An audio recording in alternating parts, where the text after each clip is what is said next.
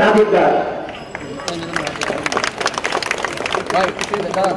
বন্ধুগণ, আজকে আমরা এখানে যে কারণের জন্য সেটা সবাই আপনারা জানেন, কিন্তু আজকে আমরা যাদের বিরুদ্ধে এখানে অবস্থান নিয়েছি তারা আজকে আমাদেরকে ভোট, আমরা কে কত ভোট পেয়েছি সেই সব নিয়ে তারা আগে হাসাহাসি করছেন। বন্ধুগণ, আমরা জানি এই বাংলাদেশে একটু চাপেন তাদের সব থেকে বেশি টাকা পয়সা আছে, চোরদের সব থেকে বেশি টাকা পয়সা আছে। আজকে যারা বিশ্ববিদ্যালয়ে বেশি ভোট পাওয়ার ভয় যারা করছে তারা জানে না যে বিশ্ববিদ্যালয়ের শিক্ষার্থীরা তাদেরকে চোর উপাধি দিয়েছে। এই চোরদের বিরুদ্ধে আজকে আমরা এখানে অবস্থান করছি। শুধুমাত্র একটি ক্ষমতাসীন ছাত্র সংগঠন এই চোরদের আওতায় নয়, সেই সাথে বিশ্ববিদ্যালয়ের প্রভাবিত কিছু কলঙ্কিত শিক্ষক চোরের জায়গায় অবস্থান নিয়েছে।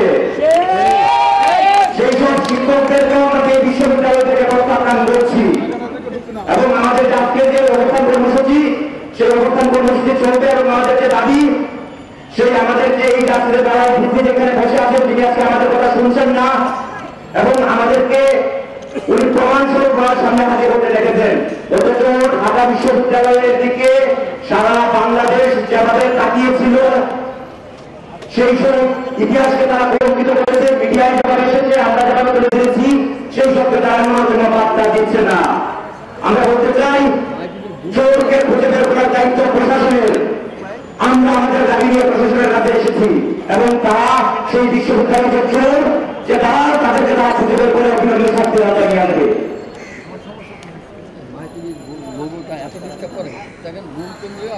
বন্ধুগণ, আজকে আমরা যারা এখানে 5টা প্যানেল উপস্থিত হয়েছি আমরা যে দাবিগুলো করছি, আমরা যে কথাগুলো আমরা বলছি প্রশাসনের কাছে, সেই প্রশাসন নিজেও তো এরপরে তারা এই ধরনের নির্বাচন করতে পারে।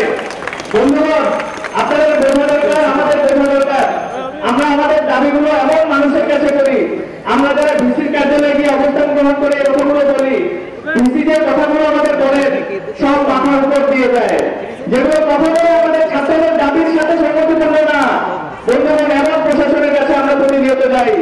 ফলে আপনাদের একটা কথা বোঝা দরকার, আমাদের বোঝা দরকার যে আমরা ডাকসু নির্বাচন শুধু না, আমাদের বাংলাদেশে যে নির্বাচনী ব্যবস্থা চালু করেছে প্রশাসন, আমাদের বাংলাদেশে যে নির্বাচনী ব্যবস্থা হয়েছে ৩ ডিসেম্বর, আমরা বলেছিলাম ডাকসু নির্বাচনের সময় যে ৫৬,০০০ বর্গ মাইলে তারা যেটা করতে পারে ২৫৬ একর জায়গায় আমাদের সেটা হতে দেবে না।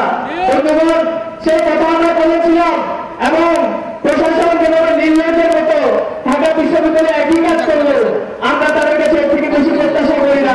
কারণ আমরা জানি বিশ্ববিদ্যালয়ের প্রশাসন কোন সংগঠনের বংশধর এবং আমরা জানি তারা যে নির্বাচন প্রক্রিয়ার মধ্যে দিয়ে গিয়েছে সেই নির্বাচনে তারা কোন সংগঠনকে জিতাতে চায়।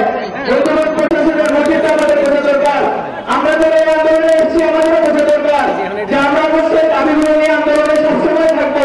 যখনই বিশ্ববিদ্যালয় প্রশাসন এখানে ছাত্রলীগ এবং এখানে প্রশাসনের ক্ষমতা যারা আছে তারা ছাত্রদের অধিকারের বিপক্ষে যখনই যাবে তখনই আমরা আন্দোলন করবো।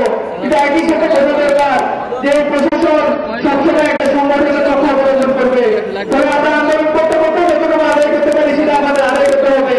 এই জন্য আমাদের আন্দোলন শুধু ডাকসু আন্দোলন নিয়ে না, আমরা অতীতে দেখেছেন যে 23 জানুয়ারি আমাদের বিশ্ববিদ্যালয়ের ছাত্রদের অধিভুক্তি নিয়ে যে আন্দোলন হয়েছিল সেখানে কোন ছাত্ররা আন্দোলন করেছিল, তারা লড়াই করেছিল, সেই লড়াইয়ের অংশ হিসেবে আমরা এখানে যে 5টা প্যানেল তারা আমরা এখানে ডাকসু জায়গায় আন্দোলন করছি।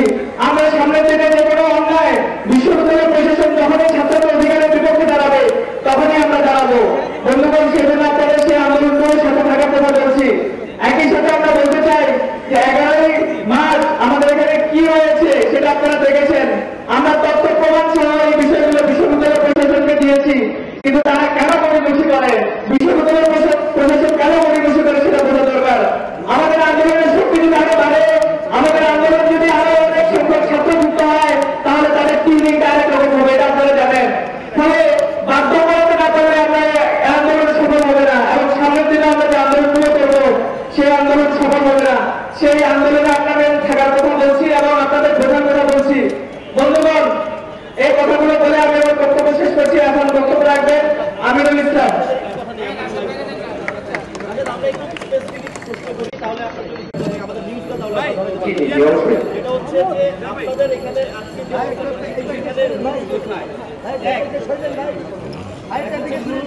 দ্বিতীয়ত হচ্ছে যে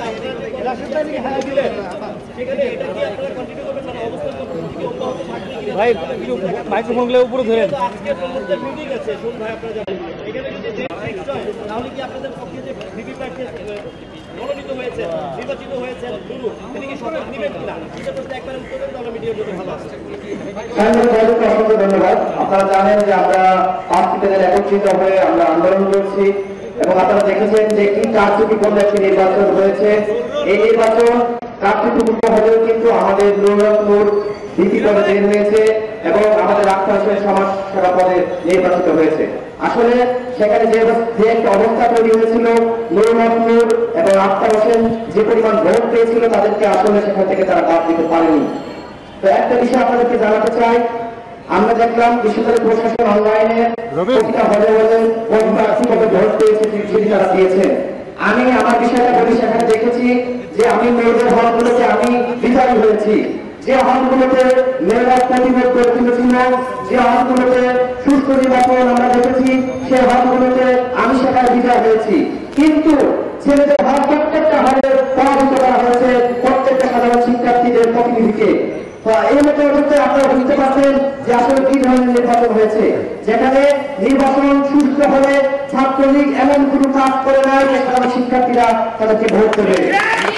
আপনারা দেখেছেন আন্দোলনে কিভাবে আমাদের উপর নির্যাতন করা হয়েছিল, কিভাবে আন্দোলন করেছিল, সেই আন্দোলনে আমাদের নির্যাতন করা হয়েছিল, আমাদের আপাতত নির্যাতন করা হয়েছিল। আমরা প্রত্যেকটা আন্দোলন করতে গিয়ে আমরা নির্যাতিত হয়েছি, তারপরেও কিন্তু আমরা কিছু হয়নি। আপনারা যে 7 কলেজের আন্দোলন দেখেছেন, 7 কলেজের অভিযুক্ত রাতের আন্দোলন প্রতিবাদ করতে গিয়ে আমাদের ভাইরা সেখানে নির্যাতিত হয়েছিল, নারীদেরকে সেখানে নির্যাতন করা হয়েছিল, আমাদের মশিউর রহমান সাদিককে গুম করা হয়েছিল। আমাদের প্যানেল ছিল আমাদের নির্যাতিতদের মাধ্যমে প্যানেল, এবং পরবর্তীতে যখন একটি কার্যপূর্ণ নির্বাচন হলো তখন আমরা 5টি প্যানেল একত্রিত হলাম। এখন সাংবাদিক ভাইরা প্রশ্ন করছেন নূর ভিপি পদে শপথ নেবে কিনা এবং অভিষেক যে বিশ্ববিদ্যালয় প্রশাসন অভিষেক করতে যাচ্ছে সেখানে সে থাকবে কিনা। আপনাদেরকে বলতে চাই, আমরা এই 5টি প্যানেলের সাথে আলোচনা করেছি এবং আলোচনা চালিয়ে যাচ্ছি। আমরা আলোচনার মাধ্যমে আমরা একটি সিদ্ধান্ত আপনাদেরকে জানাবো। এবং আরেকটি বিষয় বলতে চাই যে আপনারা দেখেছেন এই বিশ্ববিদ্যালয়ের প্রশাসন কিরকম নির্লজ্জ। এই শিক্ষার্থীরা আন্দোলন করছে, তাদের কাছে কথা বলতে আসছে, মেয়েরা অনেকক্ষণে বসেছিল, ছেলেরা অনেকক্ষণে বসেছিল, দীর্ঘ সময় পার হয়ে যায়, তারপরে কিন্তু তাদেরকে তারা দেখতে যায়নি। পরবর্তীতে একটি সময় বাধ্য হয়ে যখন ছেলেগুলো মারা যাচ্ছে, হাসপাতালে ভর্তি হচ্ছে, তখন কিন্তু বিশ্ববিদ্যালয় প্রশাসন তাদেরকে দেখতে যায়। এবং আপনাদেরকে আরেকটি বিষয় জানাতে চাই, আমরা সেদিন 4:30টার দিকে আমরা বিভিন্ন হলে গিয়েছি। প্রথমে আমরা হলে গিয়েছি, সেখানে দেখেছি যে প্রভোস্ট ছাত্রলীগকে সরাসরি সহায়তা করছে পিটিং লাইন সৃষ্টিতে। শহীদুল্লাহ হলে আমাদেরকে বাধা দেওয়া হয়েছিল, আপনারা সেটি দেখেছেন। প্রতিটা হলে আমাদেরকে বাধা দেওয়া হয়েছে, কোনো হলে ছেলেদের কোনো হলেই আমাদেরকে ঢুকতে দেয়নি।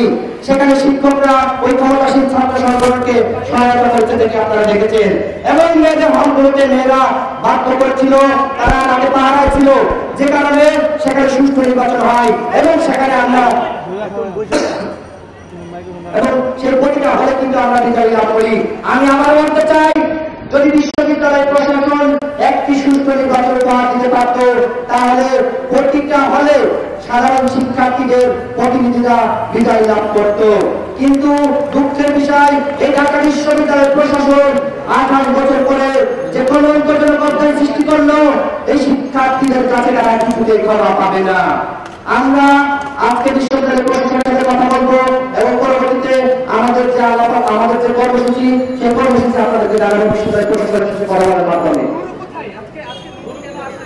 আপনারা দেখেছেন নূরকে ভিপি পদে নির্বাচিত হওয়ার পরে তাকে কিন্তু আক্রান্ত করা হয়েছিল। সে মেডিকেলে ভর্তি ছিল, আপনারা প্রথম আলো পত্রিকায় দেখেছেন, সেখানে রিপোর্ট করা হয়েছিল। সে এখন পর্যন্ত মেডিকেলে ভর্তি আছে এবং সে অসুস্থ।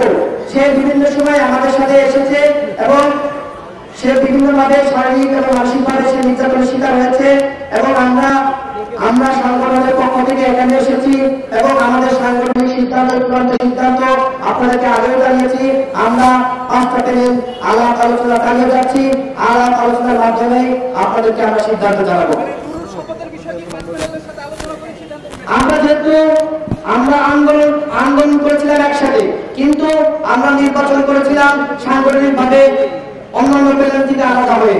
তো আমরা নিজেরা নিজেদের মধ্যে আলাপ আলোচনা চালিয়ে যাচ্ছি এবং তাদের সাথে আমরা আন্দোলন করতে পরবর্তীতে কার্যকরী পর্যায়ে নির্বাচন হয়েছে। এই নির্বাচন পুনরায় নেওয়ার দাবিতে আমাদের 5টি প্যানেল আমরা আন্দোলন চালিয়ে যাচ্ছি, তাদের সাথে আমাদের কথা চলছে। যেহেতু এই কার্যকরী নির্বাচন হলেও নুরুল্লাহপুর এবং তার সাথে বের হয়ে এসেছে এবং যদি নুরুল্লাহপুর যদি এই অভিষেক অনুষ্ঠানে অংশগ্রহণ না করে তাহলে কিন্তু আপনারা বক্তব্যে দেখেছেন সে কিন্তু ঠিক করে থাকতে পারবে না, হয়তো অন্য কাউকে সেখানে বসিয়ে দেওয়া হবে। যে কারণে আমরা 5টি প্যানেল আলাপ আলোচনা করছি। আমরা আশা করি আলাপ আলোচনার মাধ্যমে আমরা একটি সুন্দর সুন্দর সিদ্ধান্তে আসতে পারবো এবং শিক্ষার্থীদের অধিকার আদায়ের জন্য যা যা করা দরকার আমরা এই 5টি প্যানেল মিলে আমরা সেই কাজগুলো করে যাবো ইনশাআল্লাহ। ব্যাপারটা বুঝতে পারি না, ভিপি পদে কিভাবে আরেকজনকে বসিয়ে দিবে, ব্যাপারটা দিকে স্পষ্ট করে না। নুরু কি যেটা হচ্ছে যে হসপিটালে আমি সকল অ্যান্সার দিয়েছি। হসপিটালে অ্যাডমিশন অবস্থা সে বলবে আমি 5 প্যানেলের আপনাদেরকে আগেও জানিয়েছি যে আমাদের সাংগঠনিক সিদ্ধান্তই চূড়ান্ত সিদ্ধান্ত এবং গতকাল নুরুল্লাহপুর তার বক্তব্য নজরুলকে দিয়ে সে তুলে ধরেছিল এবং তার বক্তব্য সে পরিষ্কার করেছে। এর পরবর্তীতে আপনার বক্তব্য থাকা উচিত নয়। নুরুল্লাহপুর যেহেতু গতকাল তার সমস্ত বক্তব্য ব্যাখ্যা করেছে এবং সেখানে সে জানিয়েছে শিক্ষার্থীরা যা চায় শিক্ষার্থীদের মতামত নিয়ে সে কাজ করবে। শিক্ষার্থী কারা? হলের ছাত্রলীগ না আমরা যারা এখানে আছি। হসপিটালে অ্যাডমিশন থাকা অবস্থায় তাহলে কথা বলে গতকাল তো সে সংবাদ সম্মেলন করেছিল, মানে আজকে কি রকম ঘটনা ঘটলো যেটা বললেন যে অসুস্থতার ঘটনা, যে কারণে আপনাদের কর্মসূচিতে আসতে পারেনি, সে বিষয়টা আপনি আমাদের আসলে ব্যক্তি থেকে সংগঠন বলো, আমরা সাংগঠনিকভাবে এখানে এসেছি এবং নুরুল্লাহপুর গতকাল এই বিষয়গুলো সে ক্লিয়ার করেছিল। আজকে সে অসুস্থ আছে, যে কারণে সে আসতে পারে।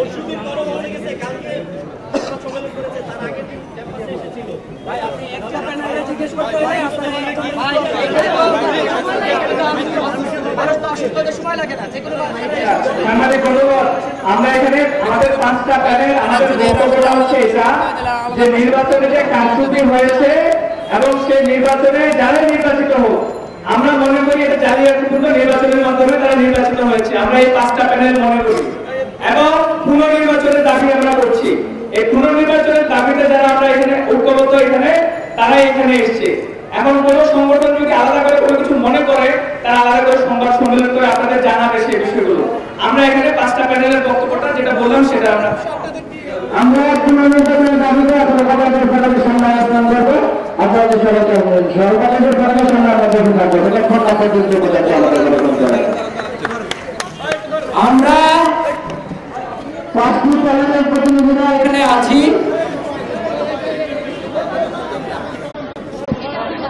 এটা পরে জানাবো।